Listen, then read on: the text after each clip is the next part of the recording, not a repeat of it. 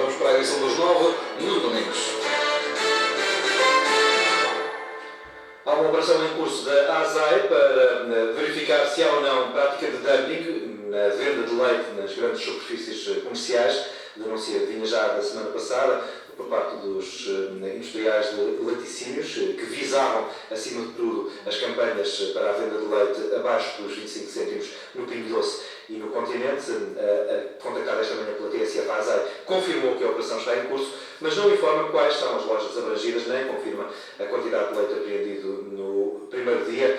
As previsões falavam esta manhã numa quantidade estimada em 200.000 litros. Pedro Pimentel, secretário-geral da Associação de Industriais de Laticínios, disse esta manhã na TSF que casos de dumping como este não são novos, mas desta vez era demasiado evidente. Há muitas situações que envolvem relacionamento com as grandes distribuição, cuja análise é sempre bastante mais complexa, porque envolve documentação comercial, muito complexa, são relações que se estendem no tempo. Neste caso, nós estamos a falar de uma campanha que é efetuada num determinado momento, com interesses públicos, com informação pública, e que não levantava nenhuma dúvida relativamente à questão prática, que era saber que há uma matéria-prima que custa um determinado preço e que o valor de venda do órgão público estava a preços muito inferiores a essa matéria-prima, que era o produto transformado em matéria-prima. Por isso, eu que não havia qualquer dúvida do que estava em causa. A dimensão da operação, tal como está contada hoje, é considerada inédita por Pedro Pimentel. Eu trabalho há 12 anos neste setor e não tenho memória de uma operação deste tipo. No entanto, não lhe vou dizer que é inédita, porque não posso saber o que seja.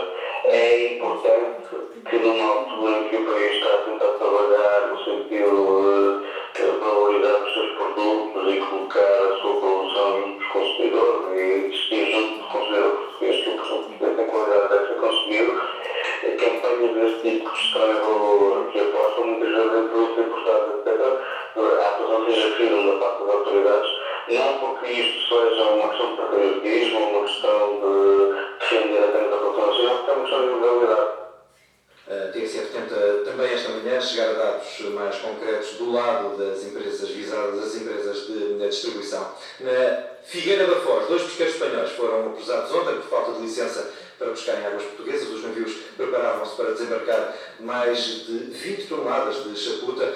O Major Jorge Caseiro, do Destacamento de Controlo Costeiro da GNR, na Figueira da Foz, diz que o procedimento foi o normal nestes casos. Quando foram fiscalizados, constatámos que eles não eram cumpridores de uma autorização de pesca válida para território nacional para o ano 2012. Como tal, o pescado foi apreendido e os navios encontraram retidos até o pagamento da coima, com o seu valor mínimo, ou então o depósito de uma caução. Qual é o valor da coima e até quando é que tem de ser paga? Neste momento é paga pelo valor mínimo, que é de 750 euros por navio. Ela pode ser paga quando eles quiserem. Agora, uma coisa é certa, eles não poderão largar o Porto da Figueira da Foz enquanto não fizerem o pagamento desta coima ou o depósito da caução. A GNR confirma que o armador dos navios já fez saber que pretende depositar ainda hoje a caução para libertar os barcos. O pescado apreendido, que deveria ser transportado por terra para a Espanha, foi, entretanto, vendido na Lota da Figueira, logo no dia de ontem. O produto da venda fica agora à disposição do processo judicial. Há novidades nas negociações entre os parceiros sociais sobre férias, pontes e feriados. A imprensa económica conta esta manhã que há disponibilidade da UGT para aceitar uma troca que agrada aos patrões, descontar as pontes usadas ao longo do ano nos dias de férias.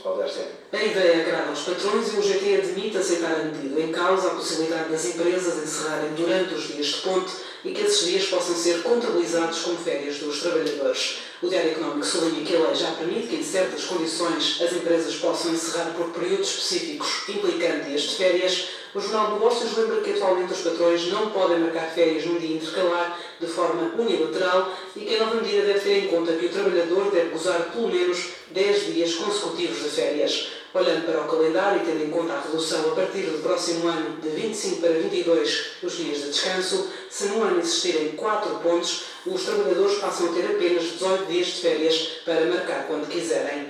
Ontem João Proença disse estar disponível para negociar pontos, feriados e férias, mas quanto ao GT diz ao Jornal de Negócios que a Central Sindical não apoia a redução de 4 feriados, nomeadamente o 5 de outubro. Roberto Sénica, o essencial das informações que são hoje avançadas pelos jornais económicos, a medida seria temporária.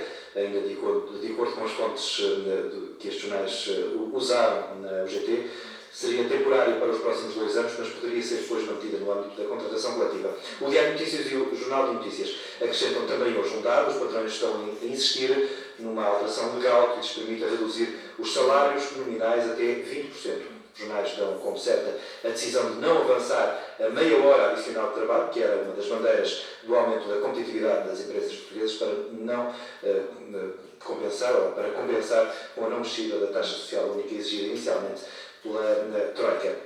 A Administração dos Sistemas de Saúde abriu um período transitório de 2 anos para a renovação de atestados de incapacidade multiusos. Numa circular para os centros de saúde e hospitais, emitida ontem, é explicado que o período transitório vai até ao fim de 2013 e que as taxas moderadoras pagas enquanto a renovação não for feita serão devolvidas posteriormente mediante a apresentação dos justificativos. É uma alteração de procedimentos que surge no final de uma semana em que a TSF relatou dúvidas e queixas dos doentes e deficientes a título individual ou mesmo das associações que representam esses doentes sobre o entendimento que os serviços estão a fazer do assunto. De resto, foram diversas as queixas e as críticas que foram recebidas ao longo da semana pela TSF. Já depois de esclarecimentos a meio da semana da Administração Central dos Sistemas de Saúde, a TSF ouviu o relato de uma deficiente visual cega desde 1997, a quem foi recusado há 2 dias o atestado de incapacidade vitalício no Guedes. Teresa Simões nunca pediu a isenção das taxas moderadoras. Este ano, com os aumentos, decidiu apresentar os papéis. Pegou no atestado que revela a cegueira total, irreversível, e foi ao Centro de Saúde de Sesimbra, onde lhe disseram claramente: tem que apresentar relatórios médicos, um requerimento, ir a uma junta médica e pagar 50 euros. Tudo porque a declaração que tem já passou os 3 anos. Se fosse uma situação que não estivesse atestada, era uma coisa. Porque não nos basta ter a deficiência e temos que viver com ela. Quanto mais ainda colocar esses atrasos, não é? Daqui a bocado, mesmo estamos a atestar a nossa incapacidade. Teresa Simões não quis acreditar, protestou e os serviços falaram com o delegado de saúde, que falou com os superiores hierárquicos. A resposta definitiva chegou há 2 dias. É inevitável mesmo ir a uma junta médica e pagar os 50 euros. Para além do preço, Teresa Simões lamenta a burocracia de todo o processo para que fique isenta das taxas moderadoras e descreve o que tem de fazer para ir, de novo, a uma junta médica. Uma pessoa que vive na Quinta do Conde tem que ir a Sesimbra para marcar uma consulta. Depois de marcar a consulta, quando ele a marcar, terá que ir ao Correios para fazer a junta médica. E por cima, tem que pagar 50 euros com uma coisa que já está mais que comprovada, percebe? Esta será a 3ª junta médica que avalia Teresa Simões desde que esta ficou cega há 14 anos. Já os 50 euros pagos pela renovação dos atestados não serão devolvidos, uma vez que se devem à taxa sanitária de constituição da junta médica e emissão do atestado.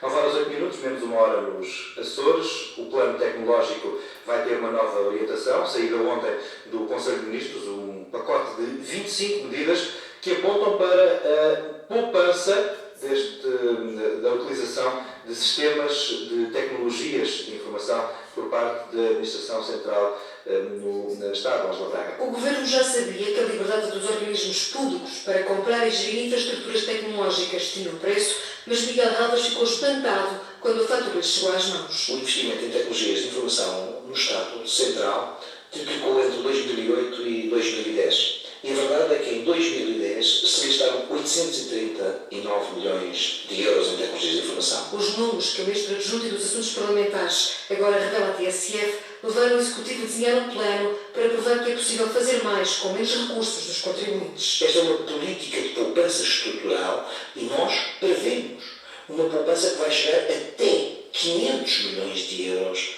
na Administração Central. A estratégia para lá chegar assenta em 25 medidas de racionalização. Miguel Relvas dá uma ideia do que vai mudar na vida da administração pública. Significa desde logo uma maior abertura a software livre, também a centralização de recursos, a centralização de servidores. E penso que era muito positivo que no futuro a própria administração local e a administração regional seguissem também este caminho. Mas para já, e para que os resultados não demorem, vai apontar-se a faca às gorduras a cortar nas 11 pastas do Governo. Os próximos 3 meses são de avaliação dos serviços, Ministério a Ministério, serviço a serviço. Aí devem ser definidas ferramentas a partilhar, como centros de processamento de dados, sem pensar nos interesses do negócio da informática. Não tenho dúvidas nenhumas que esta decisão exige coragem. Na cabeça de Miguel Relvas mora uma espécie de slogan que vai guiar este processo, centralizar a gestão para depois descentralizar a execução.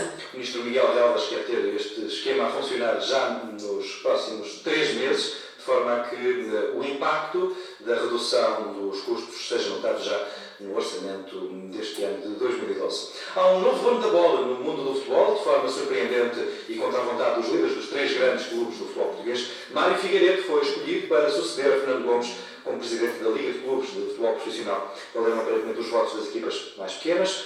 O novo presidente da Liga quer voltar a ter 18 equipas na Liga Principal, já na próxima temporada, e lançou ontem um desafio ao Governo para que legisle sobre as receitas das apostas online. Os sucessivos governos, desde pelo menos 2005, têm de conseguir explicar-nos a todos e a cada um por que razão o Real Madrid, o Bayern de Munique, o Olympique de Lyon, a Federação Internacional de Basquetebol e tantos outros podem recorrer a patrocínios das apostas desportivas e Portugal não pode. Das 4 maiores ligas do mundo, somos a única que não pode. O atual ministro da tutela do desporto é, todos sabemos, um governante reformista. Tem aqui uma grande oportunidade de demonstrar que também o é na área do financiamento do sistema desportivo. Mário Figueiredo, o novo presidente da Liga de Clubes de Futebol Profissional, eleito ontem por 6 votos na eleição intercalar para substituir Fernando Gomes à frente da associação que junta os clubes de futebol profissional em Portugal, aqui a tentar lançar pontos para o ministro Miguel Relvas. Falta uma semana e um dia para o arranque do programa de Guimarães, Capital Europeia da Cultura, mas a capital gêmea começa já hoje a sua programação em Maribor, na Eslovénia. A embaixadora da Eslovénia em Portugal, Bernarda Gradisnik, diz que é uma boa forma de promover a língua e a cultura eslovena e compara a dimensão das 2 cidades capitais europeias este ano. Both are relatively small cities. Even though Maribor is second largest in Slovenia, but Slovenia and Slovenia and its smallest, most probably. But both are actually, they have rich histories, and this is, I would say, important for the city to obtain actually this nomination for being a capital of culture.